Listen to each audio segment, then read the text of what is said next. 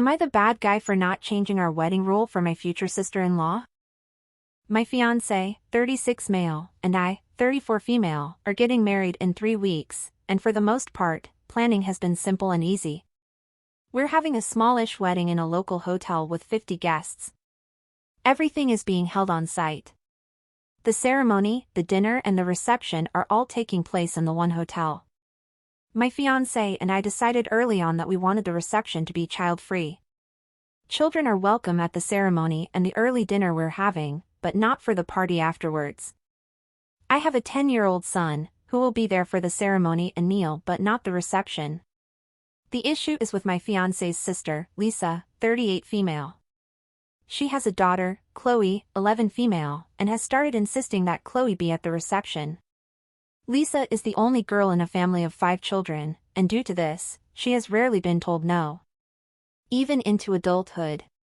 My fiancé and I have been firm on the stance that no children would be allowed in the reception, and she is fully aware of the on-site childcare. We have booked a separate room in the hotel especially for this purpose, however she is adamant that Chloe stay with her.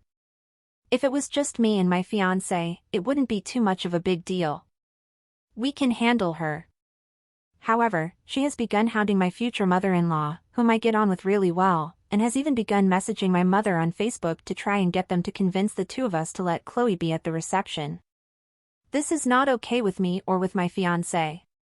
Neither one of our mothers are in the best of health, and they don't need the stress.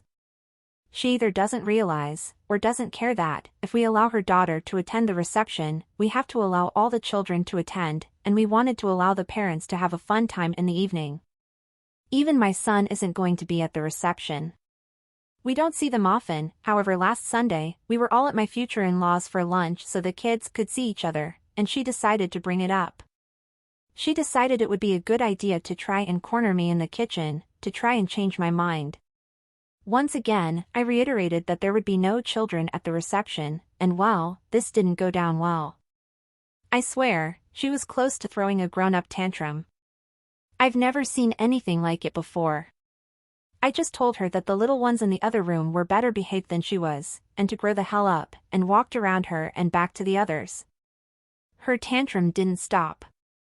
After this scene, my future mother-in-law asked if we would be willing to bend the rules we have for the reception, for Lisa, but the two of us were still firm on the no. Usually, I would just stick it out and not care, and if she hadn't started getting other family members involved, but now that she has, it's beginning to stress me out. I don't think that we're being unreasonable with our request for no children at the reception, but I don't know if I can handle this for another 3 weeks.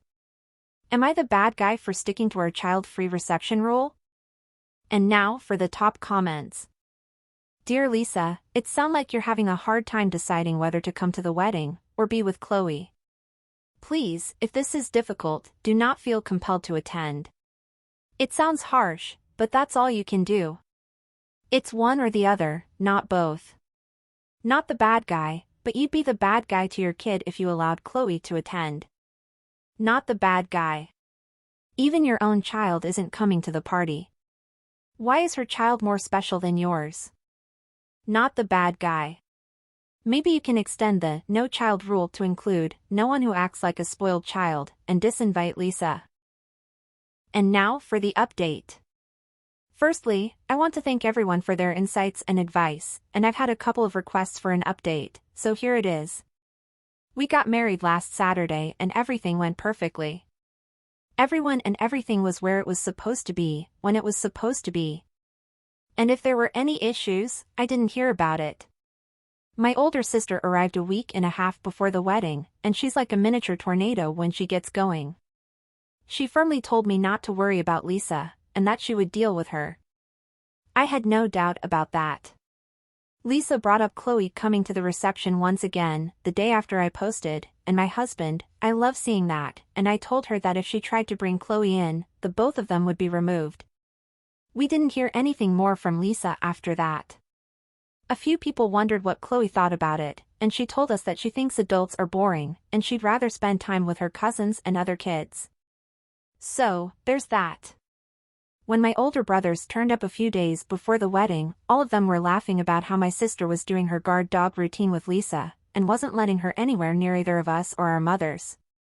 My sister is tiny, 4'11", and petite, but a powerhouse. It turned out that my sister was the one keeping her at bay, and you can bet, she got a very large bottle of wine in thanks. For my husband and I, the day was as close to perfect as it could get. We only found out 2 days later that Lisa had tried to sneak Chloe into the reception and had been intercepted by all of my siblings, I have 6, well before reaching the hall, and had been told that she could either send Chloe upstairs with the other kids or they could both leave the event completely. Knowing it would make her look bad, and she'd never hear the end of it from her family, Lisa sent Chloe upstairs and has been sulking since. There have been a few passive-aggressive Facebook posts, which no one seems to care about, but that's about it. So, no epic temper tantrum, no forceful removals of irate sisters, just some words from my terrifying sister, and that was that.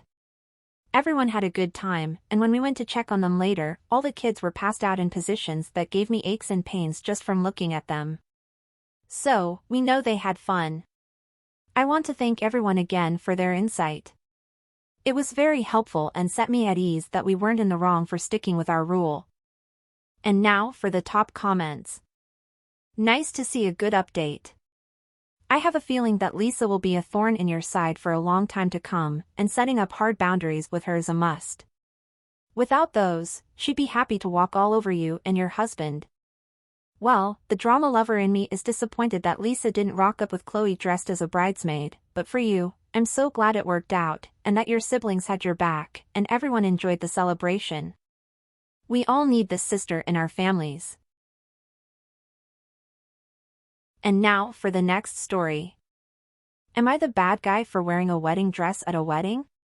So, my friend, 20 female, and I, 19 male, have been friends for a few years, and she recently got engaged. A week ago, I got a DM from her for a small costume party she was hosting, as a celebration for her getting engaged. I asked if there was a theme, and she said there wasn't. I'm a cosplayer, so I had a lot of choices. I didn't want to rock up in an anime cosplay, so I thought it would be funny to go to an engagement party as the corpse bride. I arrived at her house yesterday, and everything seemed normal. A few people complimented my costume, and I was having a lot of fun. After 10 minutes, my friend's fiancé walked out in a black tuxedo and announced this was actually their wedding. Apparently, my friend saw a video of someone doing this and wanted to do the same. He asked us all to go to the backyard for the ceremony to begin. I went straight to him. I asked him if I should quickly go home and change my outfit, and that I would get back before it started. He told me it was fine, since I didn't know this was the wedding. I trusted him and followed everyone outside. They got married and everything seemed good. The reception was just in their house, so everyone just walked back inside and picked up where they left off.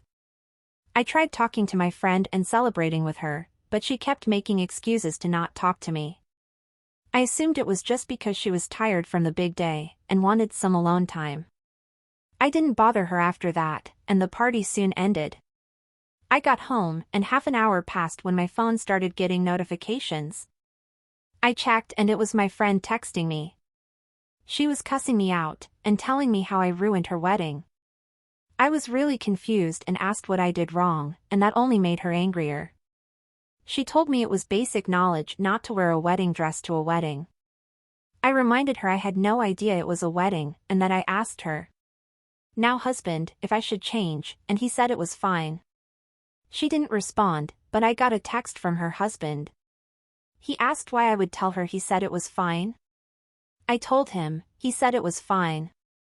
Then he said how I should have changed anyways, and it's my fault that the two of them are now fighting over this. I've tried texting her that I was sorry, and if I had known, I wouldn't have done it. I woke up today and saw her and her husband have blocked me on everything. So, am I the bad guy for not changing out of the wedding dress when I found out it was actually a wedding? Edit, I am a guy. I cosplayed the character, Emily, from The Corpse Bride, and had blue paint all over. I'm also Australian, and I've never heard a costume party meaning fancy. Everyone was dressed up in funny costumes. And now for the top comments. Not the bad guy. The facts of this are pretty simple. 1. You were told this is a costume party, so you wore a costume. 2. When asked about a theme, you were not given any restrictions. 3. They sprung a surprise wedding on you. 4. Once you realized this, you asked the groom if you should go home and change, and the groom said no. They had multiple chances to get you to change, and they didn't take any of them. So, getting mad with you, after the fact, doesn't make any sense. So, you get invited to a costume party, and show up in a costume of the corpse bride. Suddenly this costume party is a surprise wedding. Seeing a potential issue, you go up to the groom and ask him if you should change. This chuckle duck says, it's fine, and you believe him, because why would he lie? Wedding happens, you get crap for what you were explicitly told was fine, groom backpedals to try and cover up his stupidity, both he and your friend block you, now you have 2 fewer idiots in your life to deal with. Not the bad guy. Sorry you got caught up in this mess, OP. Good lord. This is what you end up with when 20-year-olds get married. Not the bad guy. Thank you so much for dropping by and listening to these stories. Please come back soon for more tales of epic chuckle ducks and entitled, Whiny Brats. Before you leave, don't forget to like, subscribe and make a comment below on what your advice would be. See you again soon.